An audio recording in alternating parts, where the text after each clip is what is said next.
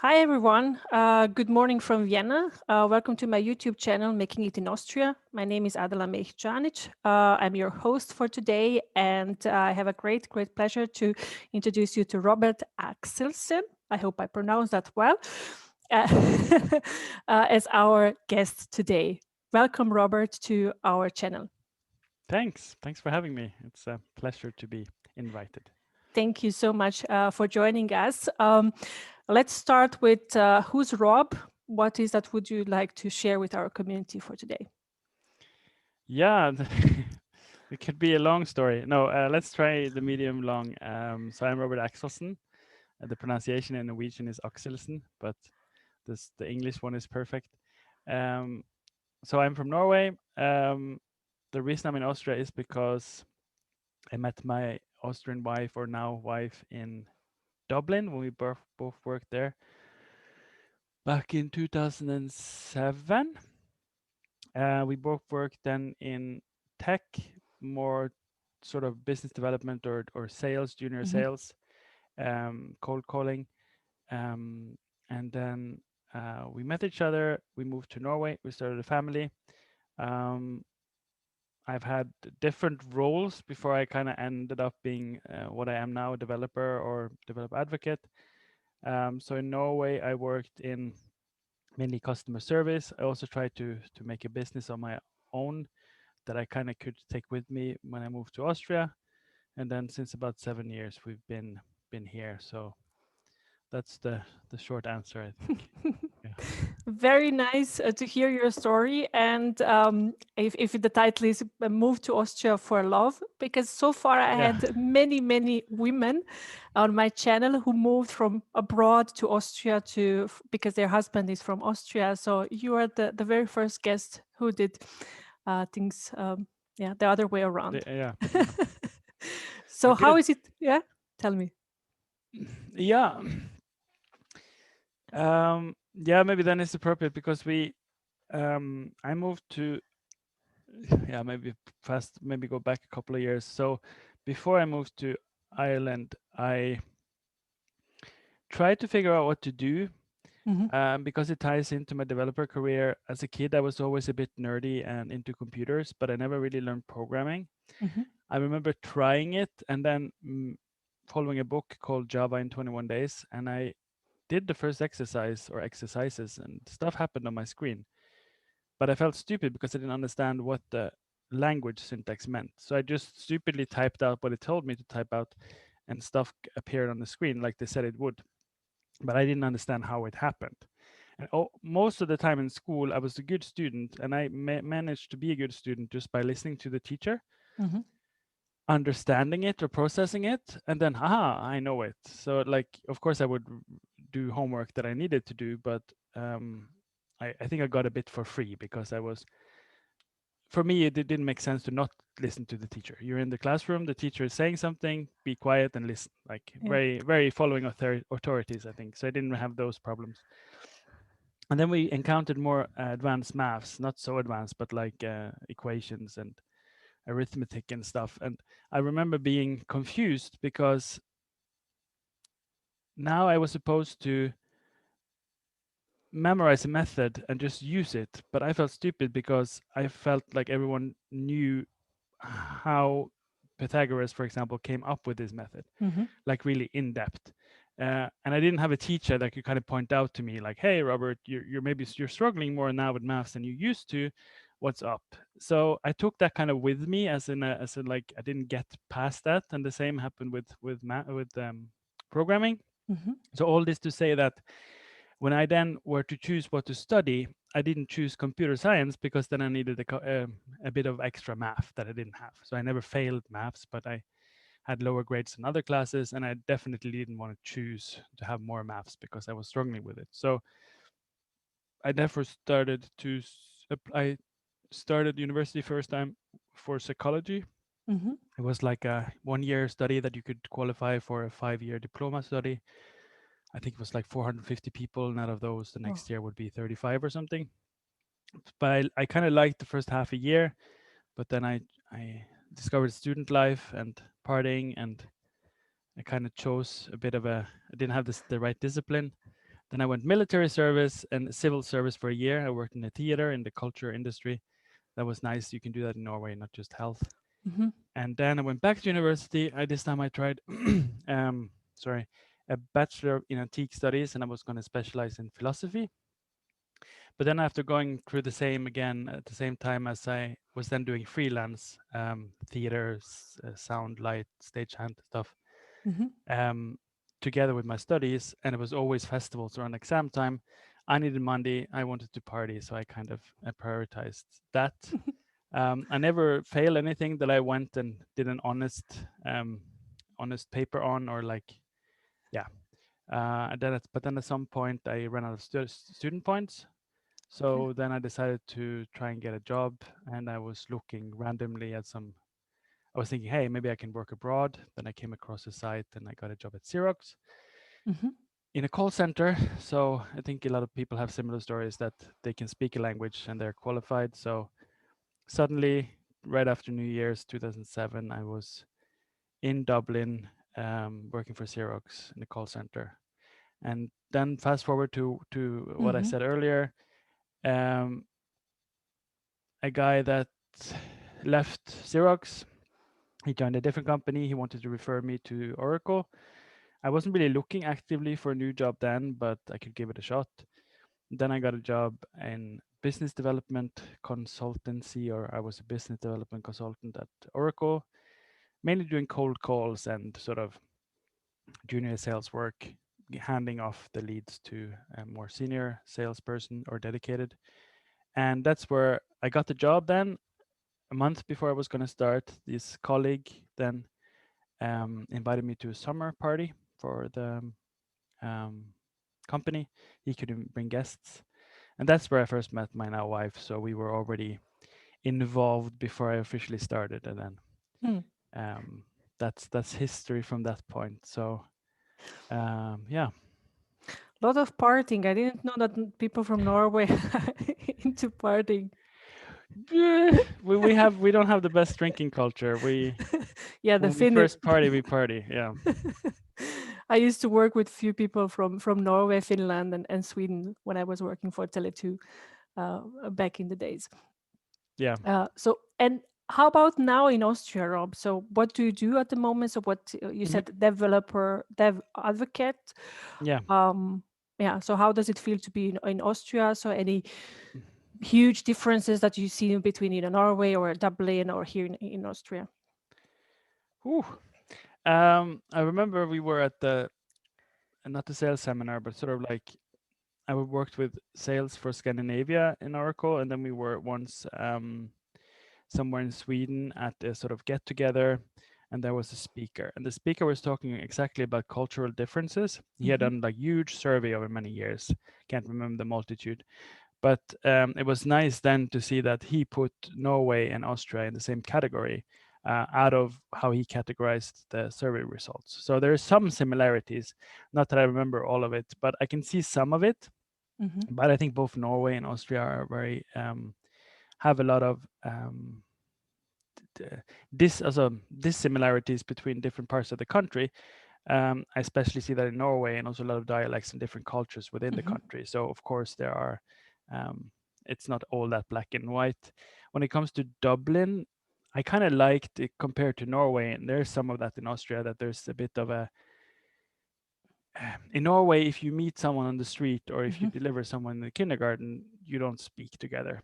But in Ireland and also in Austria, you at least give each other the courtesy of saying good morning, Yeah. hello, goodbye.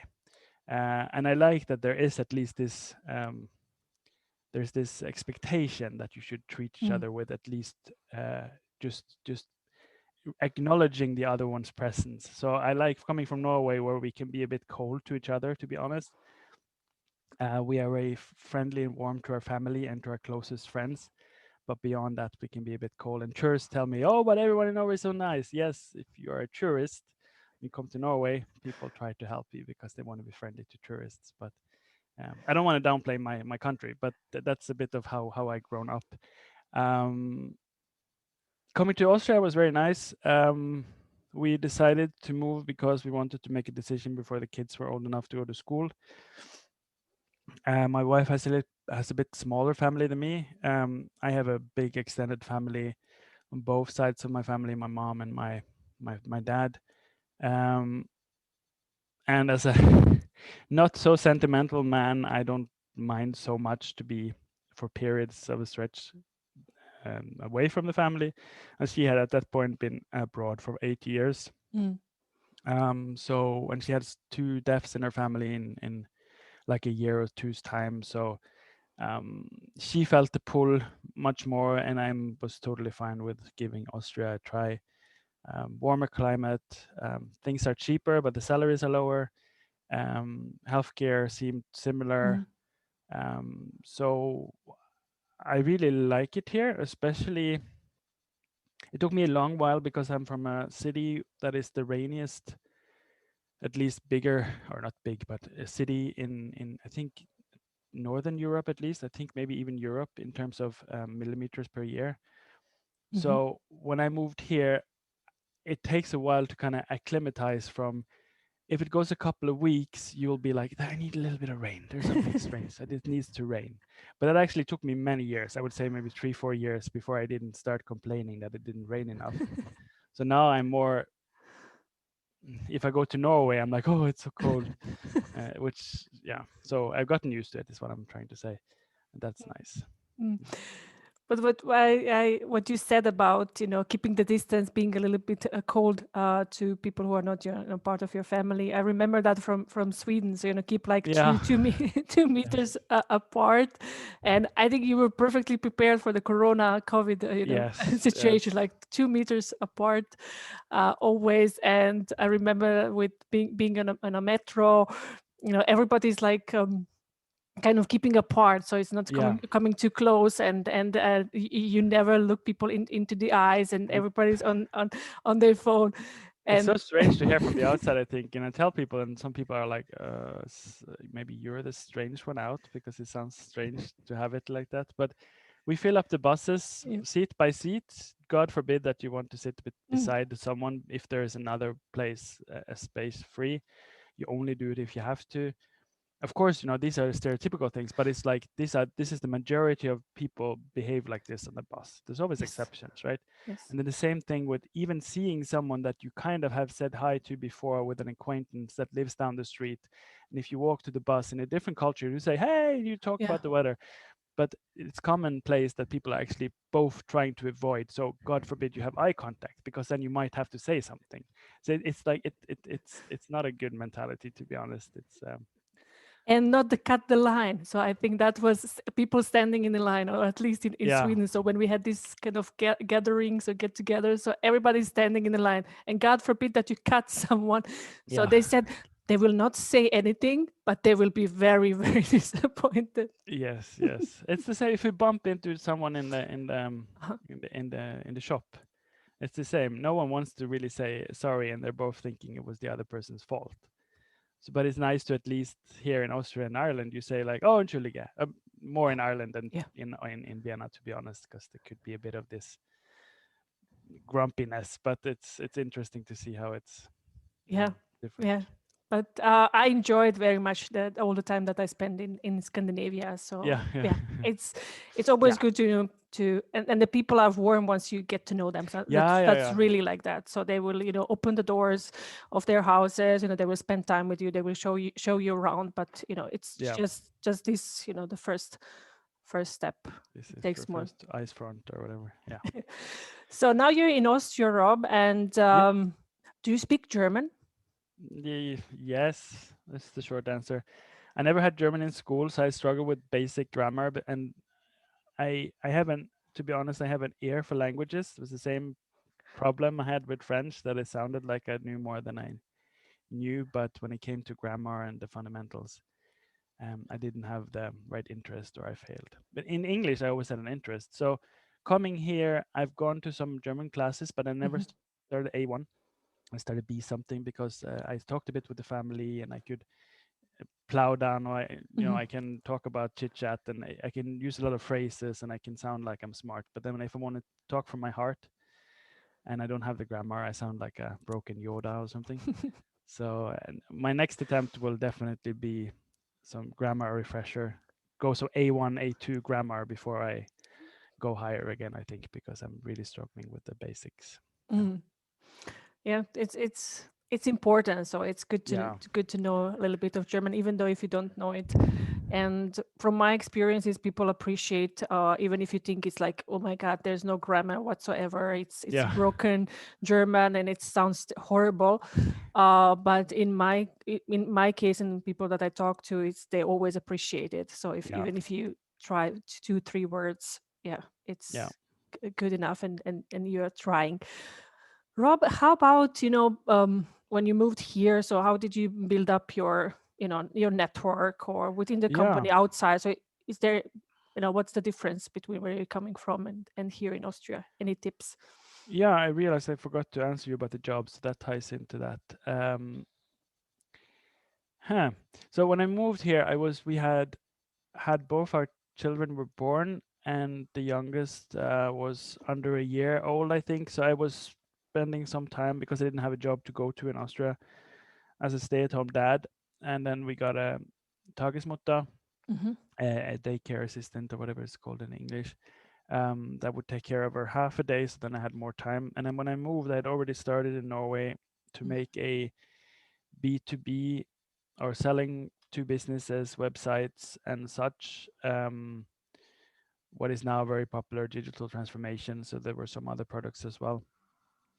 I didn't know how to program at that time, how to develop, but I had the interest. I was very technically savvy, so I knew about WordPress, which is Mm-hmm. a technology you can use either just register and make your own blog, or you can install it yourself on a server and you can make a blog or a website. And there's a whole ecosystem with paid plugins and themes, so it's not so hard if you sort of get into it to make some good looking websites. So I knew how to do that already since a couple of years, and then uh, childhood friend contacted me. We went to school for most of our school years together before university Mm-hmm. in the same schools or the same class, and he had gone into sales, and he had already a network, so we decided to give it a try, and we made it work Mm-hmm. somehow. It wasn't the full-time income for any of us. We both had jobs on the side, but at least it was something that I could focus more on when I moved to Austria. So I did, and then a long story short, in terms of where it fits into my developer career, we first were hosting on. So this is very technical. Ask me questions if this is Mm-hmm. maybe too technical. But for have a website, you need a server, like a Mm-hmm. computer in the cloud that we say nowadays, where it lives.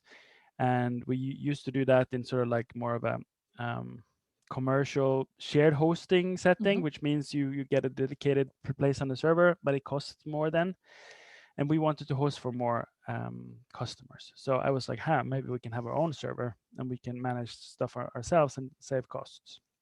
I was already into this operating system called Linux, but I hadn't really Mm-hmm. gone so deep.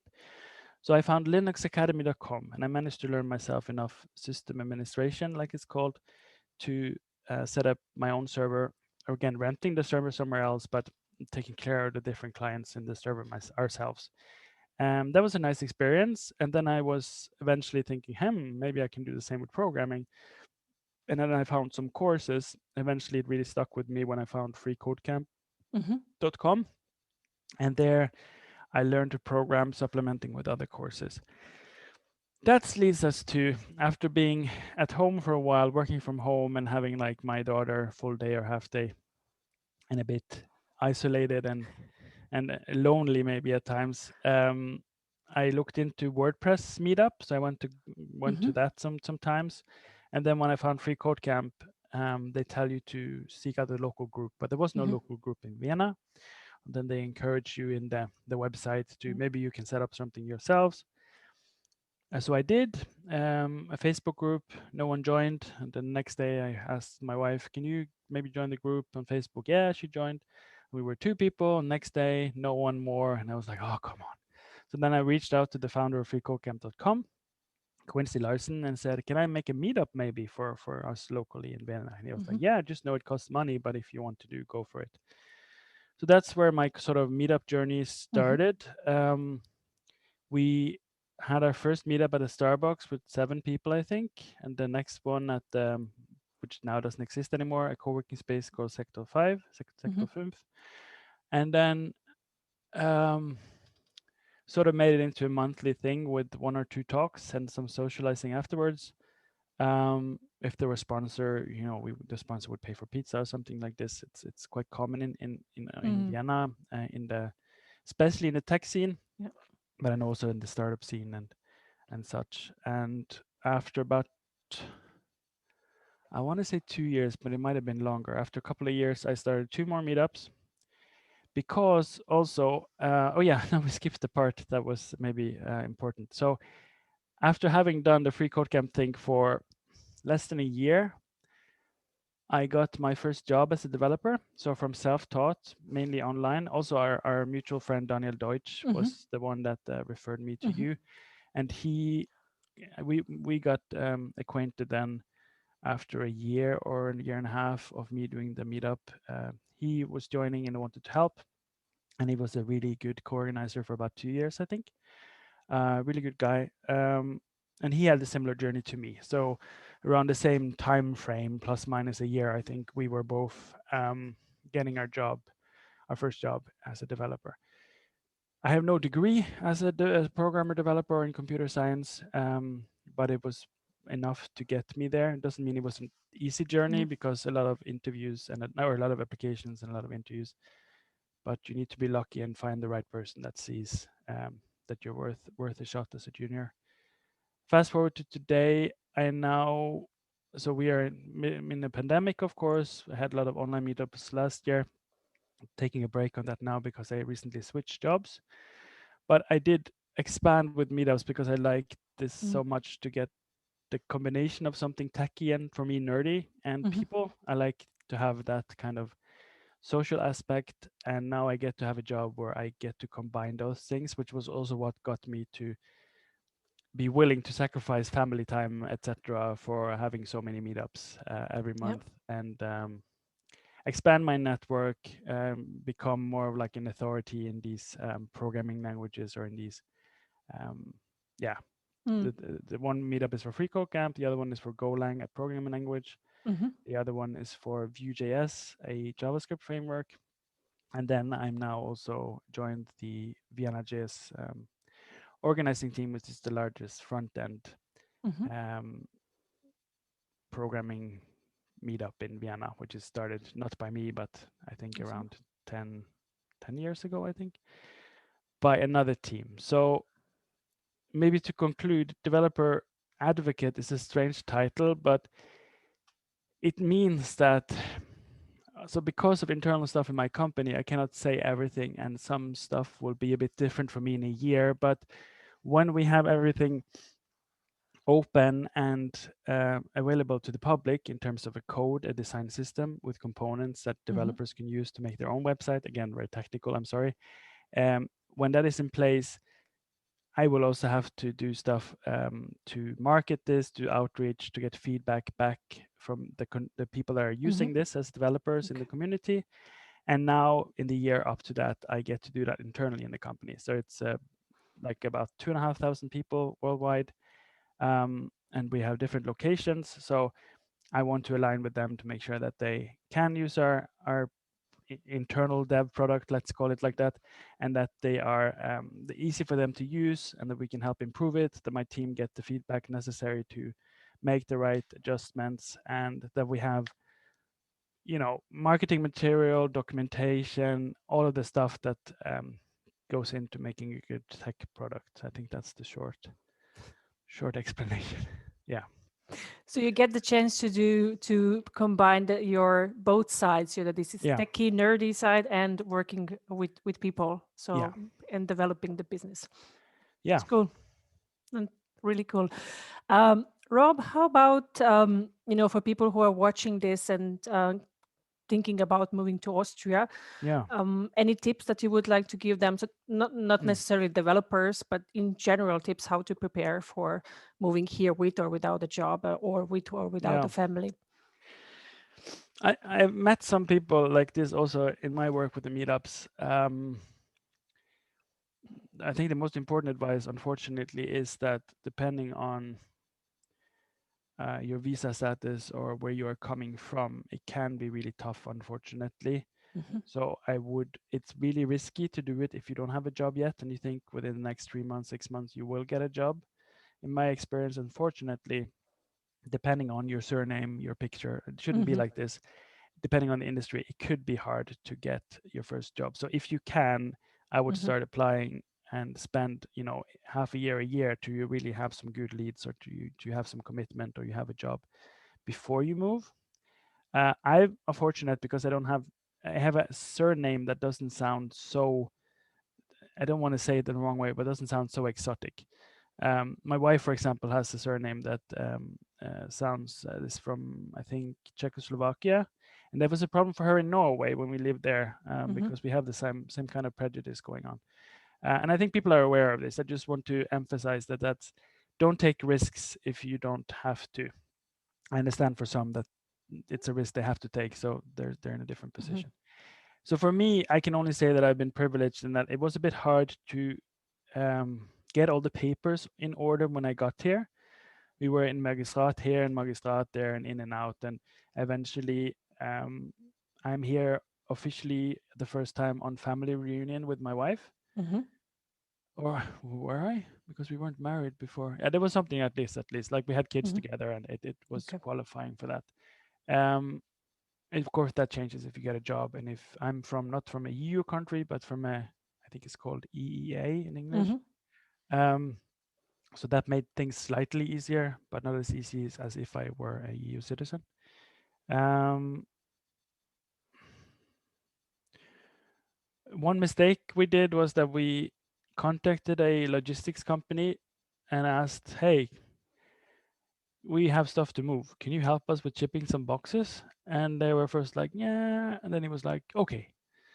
But what he didn't tell us was that he was not allowed to send personal goods, and he declared it obviously not as personal goods. I think I don't know enough, so we ended up having to pay like when we finally got it out of customs, it was a hefty fee to get to pay taxes on part of our own stuff. So we thought maybe we can skip the cost of a moving car, rental car, or like that kind Yeah. of stuff, but it sounds like that's what you have to do. So a lesson learned there. Double check that you can actually send the goods declared. I also heard from others that Yeah. you can do it in a proper way, but then you need to have someone that really knows what they're doing, and you have to declare everything up front.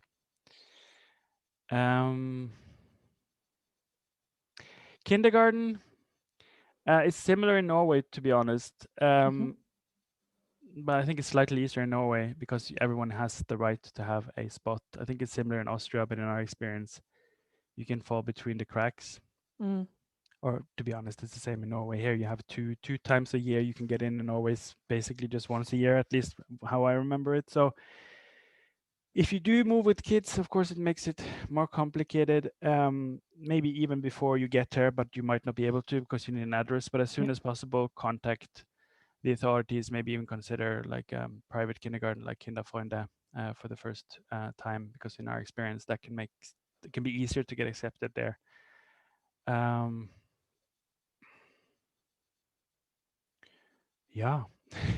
I think that's it. Is there any other stuff that people normally ask questions about or have?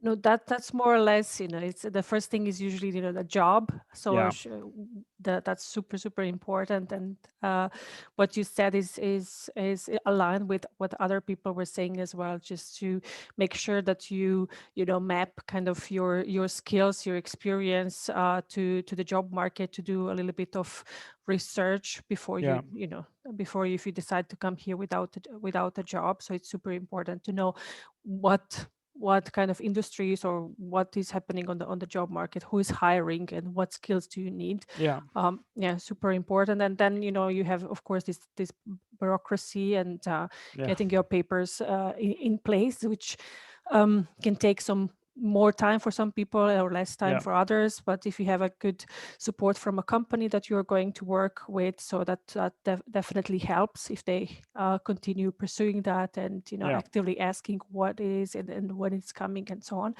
But in our jobs, so in our industries, like in the tech and IT industry, I think it goes smoothly, kind of. Yeah, and also I had a better experience when I moved to Dublin than I had already the job and moved to Xerox, big multinational company, and their Yeah. HR departments, everything was very proper. There Yeah. was no problems.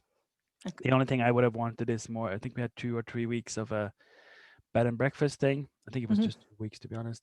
Mm-hmm. And it was a bit tight to get something on your own in 2 weeks at the same time as you're onboarding a new company and stuff. But I Yeah. don't know what the standard is in Austria. But um, that was a pleasant experience. So Yeah. yeah, Mm.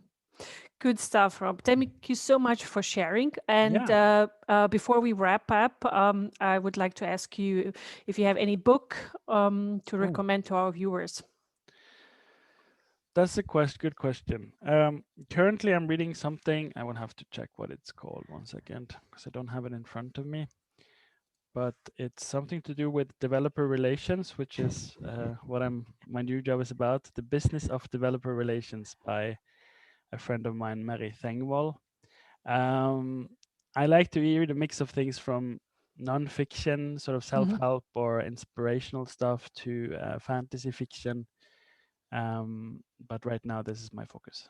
Mm, good stuff. I will definitely note it, write it down in the Yeah, yes, share it with our viewers on our YouTube channel, and I will as well link your contacts that you have thank shared you. with me, so people can get in touch with you and go even deeper and get to know about your work. And for you guys for watching this, thank you so much for taking the time. Please, like, share, subscribe to the channel, and yeah, if you have anyone that you would like to see as our next guest, just drop a comment or send me a LinkedIn message. I'm always looking for people that are willing to share their stories and have something to say and inspire others. This was definitely a good talk, Rob. Well done. Thanks Welcome, for having me. welcome to Austria. So you're fully, onboarded. Thank you Yeah, for taking the time, and to all of you, more episodes are coming your way. So stay tuned. Thank you so much, and have a good afternoon. Thank you. bye bye.